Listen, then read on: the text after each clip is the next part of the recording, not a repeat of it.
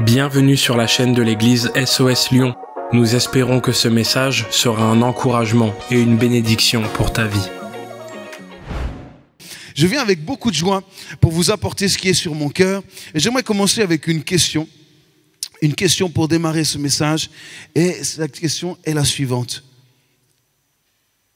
Qui souhaite encore apprendre ? C'est bien, quelques-uns répondent, ça fait plaisir. Qui souhaite encore apprendre ? Et pour ça, j'aimerais prendre une expression qu'on trouve qu'une seule fois dans le Nouveau Testament. Une seule fois dans le Nouveau Testament. Et c'est l'apôtre Paul qui va dire la chose suivante. Écoutez bien. Il dit « J'ai appris ». Vous le trouverez qu'une fois dans le Nouveau Testament, et c'est l'apôtre Paul qui donne ces mots-là « J'ai appris ». Mais la signification de ce « j'ai appris » vaut le détour. Qu'est-ce que cela veut dire concrètement ? Écoutez ce que ça veut dire. Ça veut dire j'ai été initié par les choses que j'ai vécues. J'ai été initié par les choses que j'ai vécues. Ce n'est pas juste un apprentissage intellectuel, ce n'est pas juste un savoir intellectuel, mais c'est un apprentissage vécu. C'est du réel, c'est du concret. Je peux l'authentifier parce que je l'ai vécu moi-même. Vous êtes d'accord avec moi qu'on peut savoir beaucoup de choses sans forcément connaître les choses.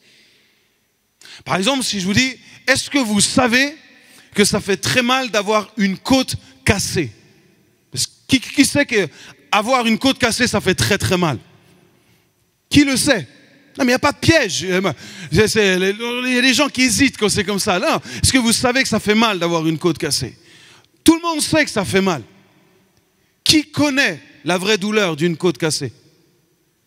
Voilà, 2 personnes, 3 personnes, 4, 5 au plus. Vous voyez, on sait beaucoup de choses. On sait que ça fait mal d'avoir une côte cassée, mais la réalité, ceux qui peuvent dire « j'ai appris », c'est ceux qui ont véritablement eu la côte cassée qui peuvent dire « moi je connais cette douleur ». Donc on peut savoir beaucoup de choses et pourtant ne pas connaître. On peut même savoir beaucoup de choses sur Dieu. On peut même savoir qu'il est bon, on peut savoir qu'il est fidèle, on peut savoir qu'il est juste, on peut savoir qu'il est généreux, sans pour autant connaître cela. J'ai été initié et j'ai connu. J'ai été initié et j'ai vécu. J'ai appris. C'est cela que l'apôtre Paul dit. Il y a une véritable différence entre le savoir et la connaissance. Vous savez quelle est la différence ? Ça, c'est un mot simple. C'est l'expérience. L'expérience. Est-ce que vous avez expérimenté Dieu personnellement ? Vous pouvez savoir beaucoup de choses, mais le connaissez-vous réellement ? Lié à l'expérience que vous avez avec lui aujourd'hui. Alors, qu'est-ce que Paul a appris ? Parce que je vous ai juste donné le début de la phrase, j'ai appris. Mais voici ce qu'il a appris, et je crois que ça c'est vraiment bon. Philippiens 4, verset 11, est-ce qu'on peut prendre ça ensemble ? J'ai appris, écoutez bien, à être content dans l'état où je me trouve. Wouh ! J'ai appris à être content dans l'état que je me trouve. Je ne sais pas dans quel état vous êtes venu aujourd'hui. Je ne sais pas où vous en êtes et les circonstances dans votre vie.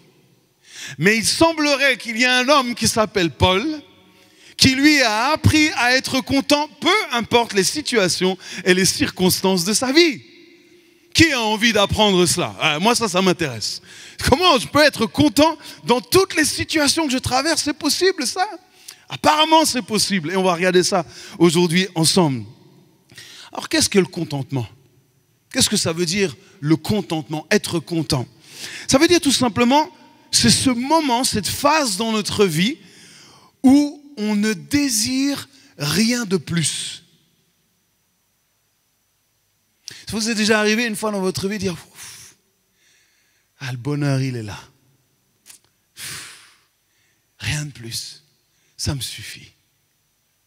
Je suis comblé. Je suis dans une plénitude. Mon esprit est dans une plénitude. Mon âme est dans une plénitude. Mon corps, je suis dans cette plénitude. Alors comment on peut apprendre cela? Uniquement par l'expérience. Ce n'est pas le savoir qui va t'emmener dans le contentement. C'est l'expérience qui va t'emmener dans le contentement. Expérimenter Dieu dans toute situation, dans toute circonstance. Et c'est vrai, on ne choisit pas toujours les situations qui s'imposent à nous. Il y a des situations où on dit « Waouh, je ne m'attendais pas à cela. Ça c'est violent, ça c'est dur. Pourquoi je fais face à cela? Je ne le méritais pas. » Et puis après, on peut tourner autour de tout cela. Hein? Et Dieu m'a-t-il abandonné? Les situations qui nous frappent, on ne les choisit pas, c'est vrai.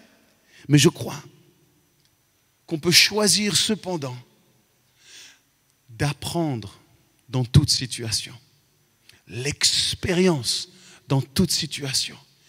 Il n'est pas possible d'apprendre autrement que par l'expérience. Vous ne pourrez pas apprendre à connaître Dieu sans expérimenter qui est Dieu.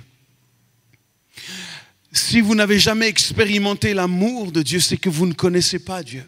Vous savez des choses sur lui, mais vous ne connaissez pas réellement son amour. Cette paix, cette joie, elle s'expérimente. Et puis j'aimerais dire aussi que le désir d'apprendre, tout à l'heure je vous ai posé cette question, qui souhaite encore apprendre? Le désir d'apprendre révèle deux choses. La première, c'est que c'est un signe de maturité. Pourquoi de maturité? Parce qu'on sait que dans toute situation, peu importe ce que je traverse, je sais que Dieu est fidèle. Je sais qu'il est avec moi. Je sais qu'il ne m'oubliera jamais et il ne m'abandonnera jamais. Ça, c'est de la maturité. Je ne remets pas en question qui il est. Je sais en qui je crois. Ça, c'est de la maturité. Je suis enraciné dans sa parole et sa parole permet que je puisse me tenir debout. Je suis sur le roc, le rocher de mon salut. Je ne crains rien. Ça, c'est de la maturité. Et puis, c'est aussi le signe d'humilité. Une personne qui désire encore apprendre, c'est une personne qui reconnaît qu'elle ne sait pas tout. Donc, c'est de l'humilité. J'ai encore à apprendre. J'ai encore tant de choses à apprendre. J'ai encore tant de choses à expérimenter. Pas juste à savoir avec mon intelligence et ma connaissance intellectuelle, mais j'ai encore tellement de choses à expérimenter dans ma vie. Vous savez pourquoi? Parce que l'amour de Dieu est infini. Parce que la puissance de Dieu est infinie. Parce que la grâce de Dieu est infinie. Alors j'ai tant encore à expérimenter. J'ai tant encore à connaître. Et ça s'appelle de l'humilité. Donc, avoir le désir d'apprendre révèle ces deux choses. Maturité, humilité. Écoutez ce qui est dit dans cette lettre de Paul à Timothée au chapitre 6, au verset 6. Écoutez bien, c'est très très important ce qui est dit ici. Certes, la foi en Dieu est une grande richesse. Pas juste une richesse, une grande richesse. La foi en Dieu est une grande richesse si l'on se contente de ce que l'on a. Ouh. Ça veut dire qu'en fait, le contentement est lié à la foi. Si je crois qui est Dieu et son infinie richesse qui est signe de maturité, alors je vais expérimenter le contentement. Vous ne pouvez pas vouloir vivre le contentement en étant détaché de la foi en Dieu qui est une grande richesse. Ce que Paul vivait n'est pas humain.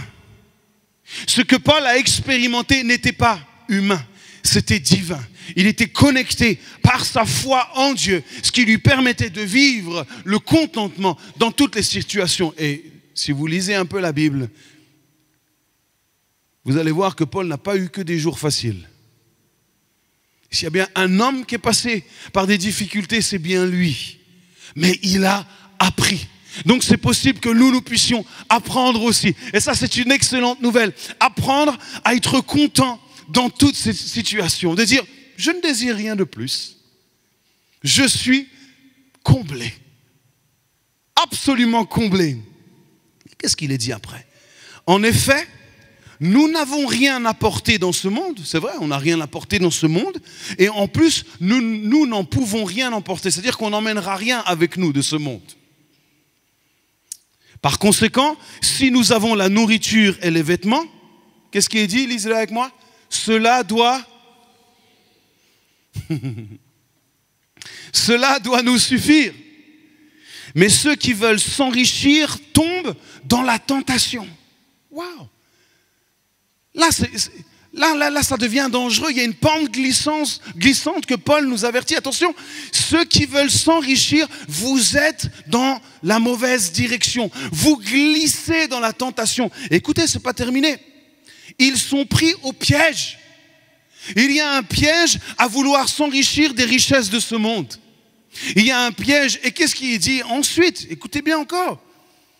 Ils sont pris au piège par de nombreux désirs insensés et néfastes qui plongent les hommes dans la ruine et provoquent leur perte. Waouh! Ça, c'est des conséquences graves. Donc, en fait, les richesses de ce monde ont un pouvoir extrêmement puissant. C'est d'emmener le monde, d'emmener l'homme à sa perte. Poursuivre les richesses de ce monde va t'emmener à la perte. Poursuivre et vouloir les richesses de ce monde va détourner ton âme, ton esprit de Dieu lui-même et t'emmener à cette perte. Et Paul nous avertit. Si tu cherches cela, tu cours à ta perte. Mais la foi en Dieu,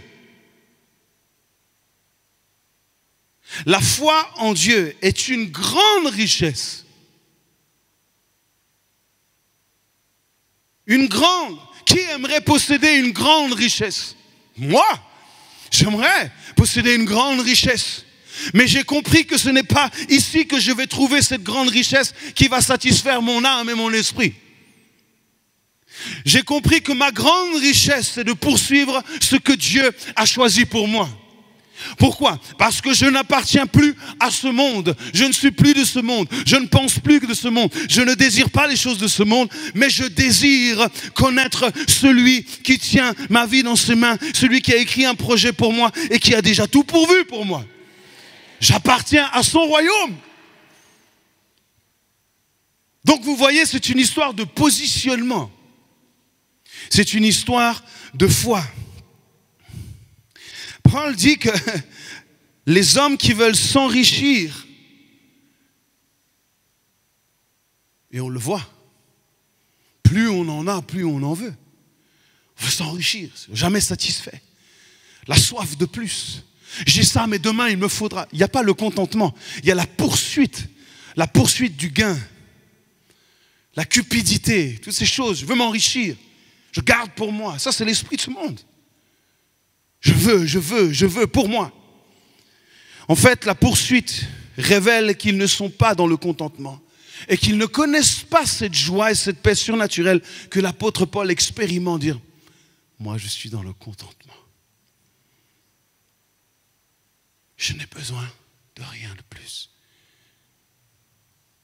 Alors il y a d'un côté un monde puissant qui est capable d'emmener un homme à sa perte, et de l'autre côté il y a un royaume vainqueur.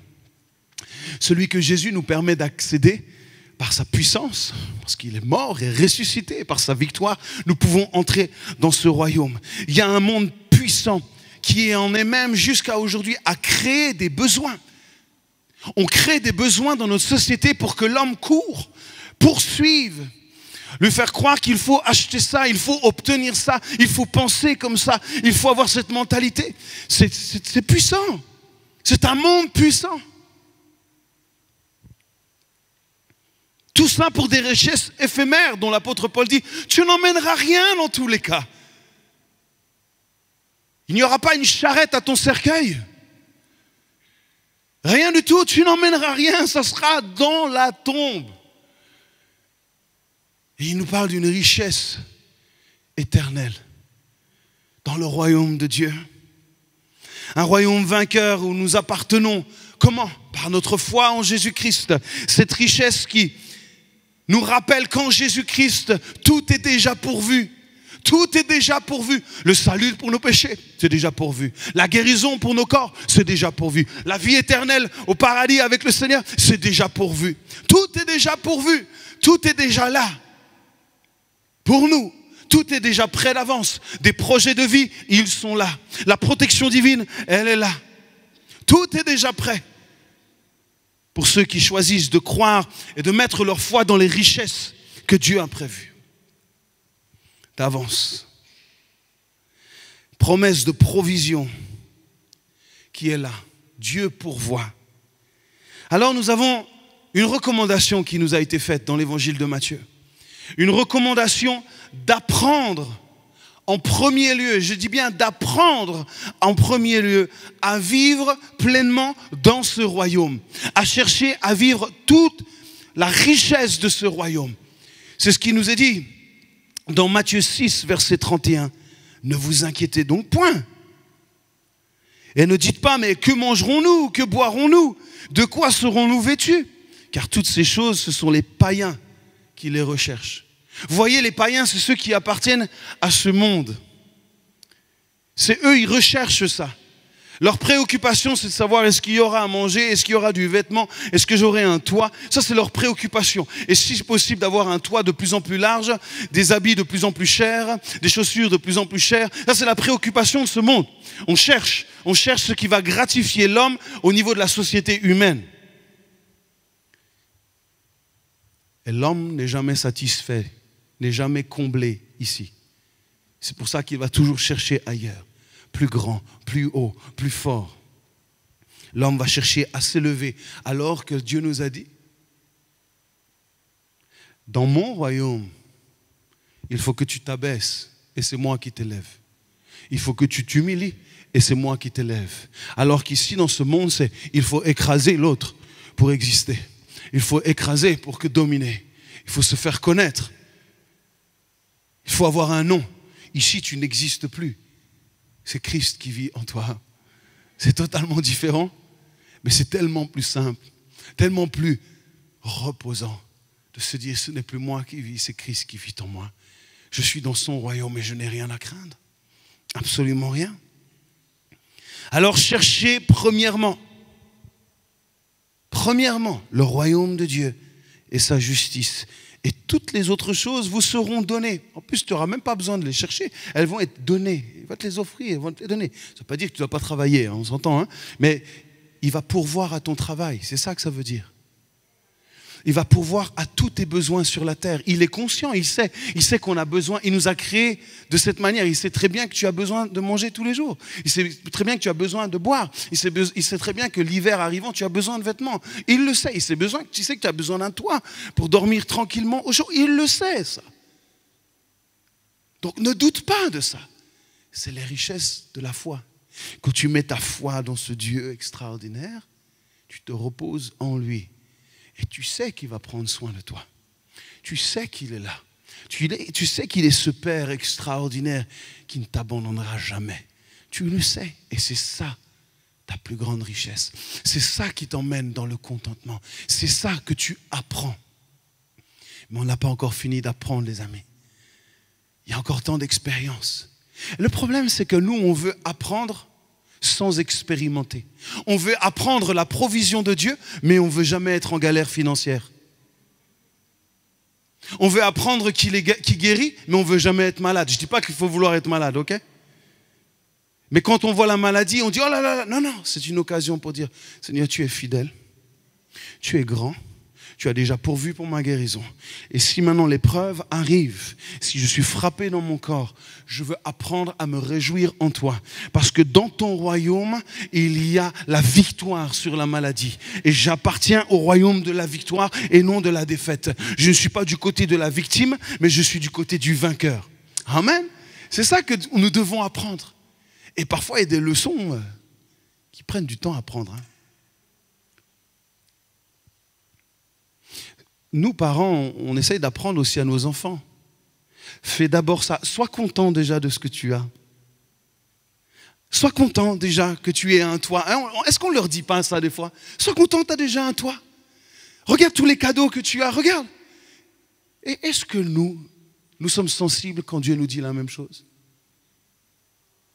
Et toi, regarde tout ce que tu as aussi. Pourquoi tu te plains?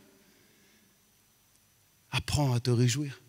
Si nous ne savons pas nous réjouir pour ce que nous avons aujourd'hui, nous ne pourrons pas nous réjouir pour ce que nous aurons demain. C'est aussi simple que ça. La reconnaissance, ça s'apprend. Le contentement, ça se vit. Il faut le vivre, l'expérimenter. Il n'est pas possible d'apprendre le contentement du royaume de Dieu en restant attaché à ce monde. Ce n'est pas possible. Vous savez pourquoi? Écoutez bien. Vous savez pourquoi? Parce que Jésus est venu dans ce monde et il a vaincu ce monde. Il l'a vaincu. Alors, s'il l'a vaincu, nous n'avons rien à y faire ici. Absolument rien. Et il l'a vaincu à un prix plutôt fort. Mais il est venu vaincre ce monde pour que nous puissions entrer dans son royaume. Il a fallu qu'il anéantisse ce monde. Pourquoi? Parce que nous ne pouvions pas le faire de nous-mêmes. Nous ne pouvions pas sortir de ce monde tout seul. Il a fallu que le Sauveur vienne et que maintenant, grâce à Jésus, nous puissions entrer dans le royaume de Dieu. La gloire de Dieu, l'amour de Dieu, la richesse de son royaume. Là où tout est pourvu. Là où son amour s'exprime. C'est ce qu'il dira. Vous aurez des tribulations dans le monde, mais prenez courage. J'ai vaincu le monde. Je l'ai vaincu. Jésus n'a jamais servi ce monde. Jamais. Il a vaincu ce monde. Il ne s'est jamais soumis à ce monde. Il n'a jamais fréquenté ce monde. Il n'a jamais collaboré avec ce monde. Il l'a aimé. C'est différent. Il l'a aimé jusqu'à donner sa vie. Alors par la foi en Christ, je crois que nous avons tout ce dont nous avons besoin. Est-ce que vous le croyez aussi? Nous avons tout. Si je vous dis par exemple le psaume 23, vous connaissez? L'Éternel est mon berger, je ne... Tout le monde sait. Mais est-ce que vous avez déjà expérimenté cela? Ou alors dès qu'il y a une première difficulté, c'est « Oh là là, vite, il faut que je trouve une solution. Oh, qu'est-ce que je vais faire? Oh là là là, c'est la panique. Mince, qu'est-ce qui m'arrive? Pourquoi le sort s'acharne sur moi? » Non, c'est juste le Seigneur qui est en train de t'apprendre quelque chose. Alors quand l'épreuve vient, ce n'est pas d'essayer de trouver une solution humaine qui compte. C'est de se dire, ma foi est dans le Dieu qui m'a choisi, qui m'a aimé, et je resterai ici. Et ici, c'est le royaume des victorieux, ce n'est pas les victimes. Et je me place ici dans le royaume des victorieux, et là je suis en paix. Le royaume de Dieu, c'est la paix, la joie et la justice. Et moi je suis ici, je suis en paix, je suis dans la joie. Je sais que Dieu est celui qui est juste à mon égard, il connaît mon cœur, et je sais qu'il pourvoira absolument à tout. C'est différent. Donc, c'est une histoire de positionnement. Si je vous dis 2 Corinthiens 9, verset 8, « Et Dieu peut vous combler de toutes ses grâces, afin que possédant toujours en toutes choses de quoi satisfaire tous vos besoins. » Donc, Dieu a de quoi satisfaire tous vos besoins. Donc, ça veut dire qu'il connaît tous vos besoins. Il sait, mieux que quiconque, ce dont vous avez besoin. Il peut le faire.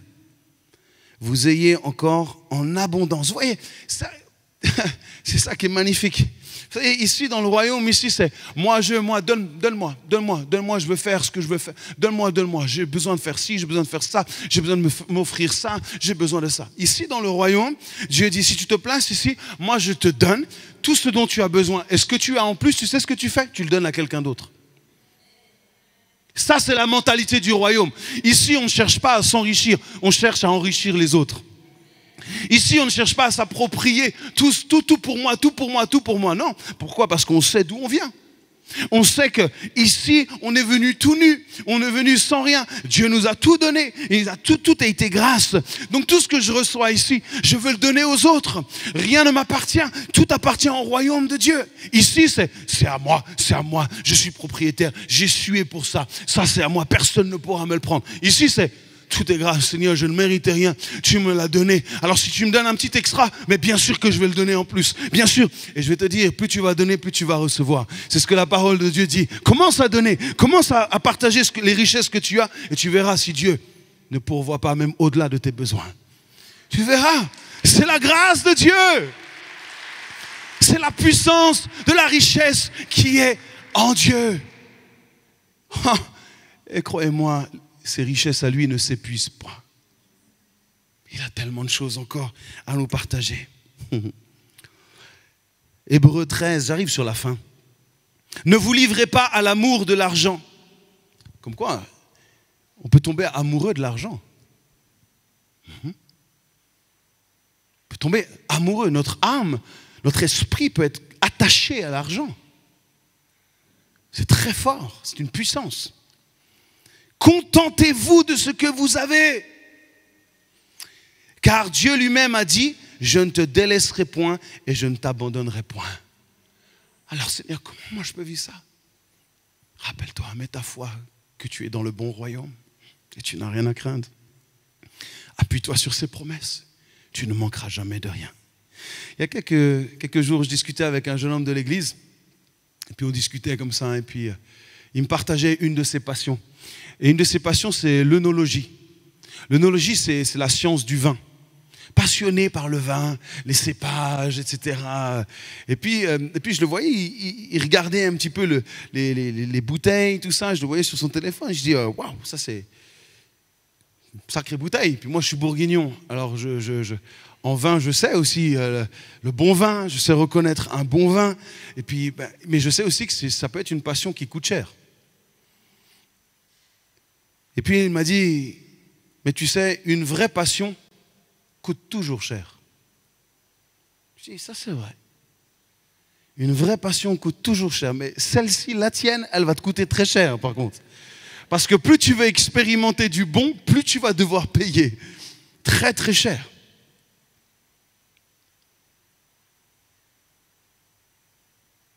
Dieu a tant aimé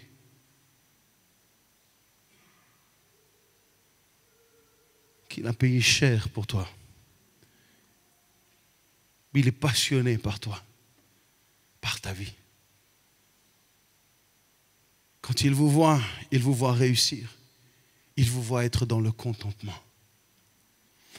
La réussite d'un homme, d'une femme, c'est d'apprendre le contentement.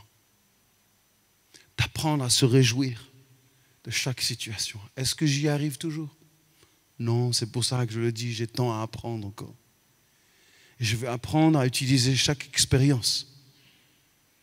Chaque expérience.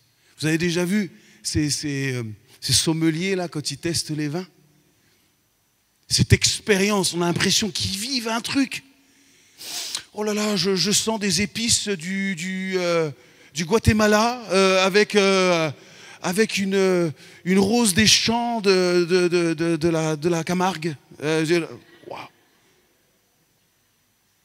Tout ça, moi j'ai rien senti de tout ça, moi. Je peux dire, ouais, il est bon. Mais pourquoi? Parce qu'il a goûté tellement de bouteilles. Tellement il a goûté, son palais maintenant est affiné.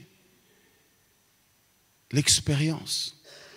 Ta foi va s'affiner par l'expérience que tu vas choisir ou non. Quand une expérience que Dieu va te proposer, tu peux te choisir. Je vais rester là, je vais gérer ça tranquille moi. Ou alors tu peux dire, non, je vais apprendre. Je vais apprendre ici. Je vais apprendre. Seigneur, enseigne-moi. Qu'est-ce qu'il faut que je fasse ici? Qu'est-ce que tu veux m'apprendre dans cette situation? C'est pour ça qu'ici, il n'y a jamais d'échec. Il n'y a jamais d'échec. Comme disait Nelson Mandela, je n'échoue jamais. Je gagne ou j'apprends. Je gagne ou j'apprends. Il n'y a pas d'échec dans le royaume de Dieu. C'est un royaume de victoire. Je gagne et j'apprends. Je gagne et j'apprends. Il y a le goût de la victoire ici. Alors je termine avec Philippiens 4, verset 12. Et j'aimerais que ce soit notre objectif de vie. J'aimerais vous laisser avec ça aujourd'hui. Est-ce qu'on peut se lever ensemble pour terminer? Philippiens 4, verset 12. Écoutez ce que Paul va dire juste à la suite de « J'ai appris à être dans le contentement ». Je sais vivre dans l'humiliation. Waouh. Là, je me dis, j'ai encore beaucoup à apprendre. Dans l'humiliation. C'est-à-dire quand les gens se moquent de moi, quand le monde se moque de moi, quand je suis humilié, moqué, lui dira, j'ai appris à vivre dans l'humiliation, à être heureux dans l'humiliation, à dire, je n'ai besoin de rien d'autre. Wow. Je sais vivre dans l'abondance. Bon, ça, on pourrait tous dire, wow. Ok. Et je pense quand il dit abondance, c'était une vraie abondance. Hein. C'était l'abondance en toutes choses. Mais écoutez la suite. En tout et partout, ça c'est beau aussi. En tout et partout. En fait, quand vous vivez dans le contentement, vous êtes invincible. Peu importe où on vous met, peu importe là où on vous lâche, peu importe les situations, en tout et partout, j'ai appris à être rassasié et à avoir faim. C'est-à-dire, j'ai vécu cet abondance, j'ai pu manger, mais parfois j'ai eu faim aussi. Dans mon corps, j'ai eu faim. À être dans l'abondance et être aussi dans la disette. J'aimerais terminer avec ça. Je puis tout par celui qui me fortifie. Merci d'avoir pris le temps d'écouter ce message. Si tu n'as pas encore d'église, rejoins-nous. Toutes les informations sont sur notre site église-soslyon.com. À bientôt.